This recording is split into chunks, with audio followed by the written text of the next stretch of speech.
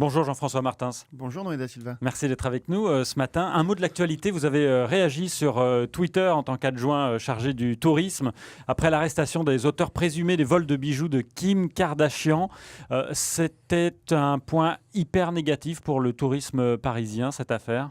Alors factuellement, dans les chiffres, on n'a pas vu après l'affaire une baisse particulière de touristes, et en particulier de touristes américains. Mais évidemment, dans l'image, dans la réputation de Paris, une star très médiatique comme celle-là qui est victime de ce genre de braquage, c'est jamais une très bonne publicité.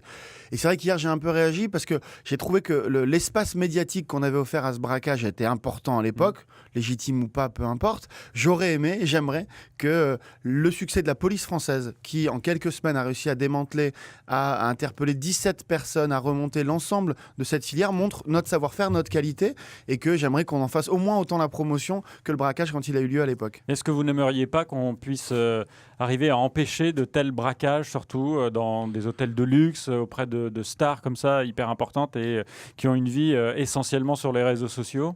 Si, mais alors, c'est pas, on ne parle pas ici de petite délinquance, d'un petit pickpocket qu'on aurait pu arrêter, etc. Ça, c'était des gens très organisés, c'est une filière de grand banditisme, c'est une histoire à 17 personnes, donc on n'est pas dans ce qu'on peut arrêter en mettant 1, 2 ou 3 policiers, on est sur des grandes filières de criminalité, et le seul moyen, c'est l'enquête, c'est de démanteler, et c'est d'interpellation comme on l'a fait ici.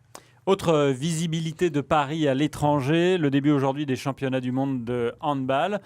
Il y a une sorte de fan zone qui est mise en place à Paris pour les fans, les supporters. Alors pas vraiment une fan zone parce qu'y compris d'abord la météo ne s'y prête pas autant qu'au mois de juin, mais on a voulu quand même offrir un lieu où on allait pouvoir exprimer la passion des supporters, montrer que, une fois de plus dans la perspective de la candidature de Paris aux Jeux Olympiques, Paris, quand elle reçoit les grands événements sportifs, elle arrive à catalyser, à amplifier la ferveur des supporters. On l'a vu pendant l'Euro, et là, c'est Bercy Village, le cours Saint-Émilion que les Parisiens connaissent bien, qui a été transformé en Bercy Village Handball. Et donc, dès ce soir, pour regarder le match des experts, et donc le France-Brésil, mais pour tout au long de la compétition, on va pouvoir aller dans les bars, dans les restaurants du Bercy Village pour aller regarder les matchs, se retrouver entre supporters. Il y a des différentes animations.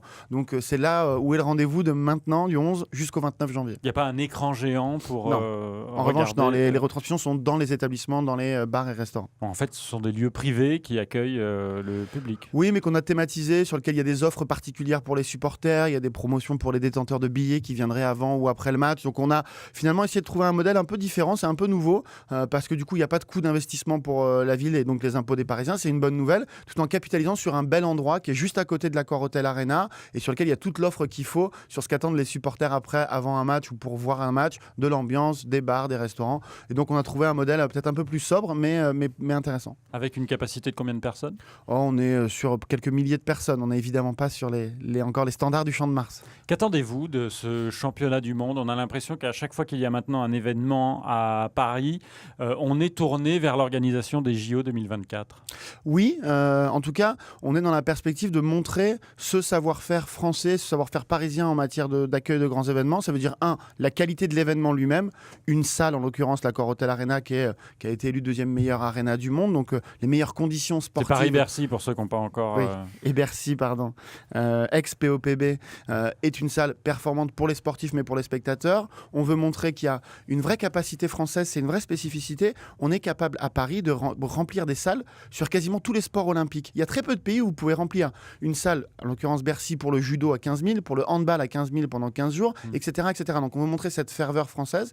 Et puis on veut aussi que chacune de ces manifestations nous donne l'opportunité de faire avancer des sujets, comme avec le hand, on a avancé sur la question environnementale et sur la question scolaire en proposant aux enfants de travailler sur la découverte de la discipline. Il y a un rendez-vous cet après-midi avec les enfants au stade Pierre de Coubertin. Exactement, il y a le défi 4000, c'est le championnat du monde masculin, mais on a voulu aussi promouvoir la discipline garçons et filles, et donc l'objectif 4000 supporters parisiens pour soutenir l'équipe des filles, le Ici Paris Handball, qui jouera donc cet après-midi à 14h à Coubertin. Autre événement dont on connaît maintenant le bilan, c'est l'Euro 2016 qui a généré plus d'1 milliard d'euros de retombées économiques. Est-ce qu'on connaît la part qui revient à Paris ?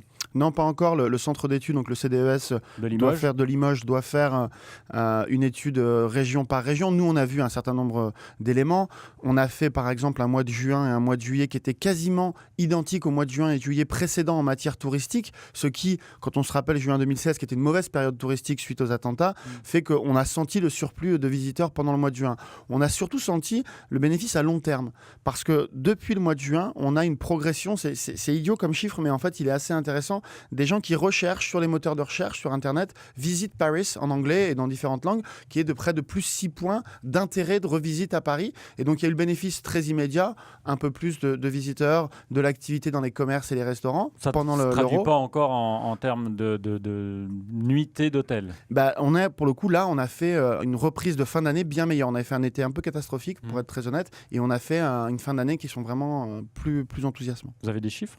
Écoutez, on a fini l'année avec, à la fin des fins, une année 2016 à moins 5 points, entre moins 5 et moins 6 points de taux d'occupation moyen des hôtels, quand on l'avait commencé à moins 15. Donc on a réussi à rattraper sur la fin d'année ce début d'année post-attentat qui était compliqué, et on va sur un premier trimestre qui serait a priori comparable au premier trimestre 2015, c'est-à-dire celui avant les attentats.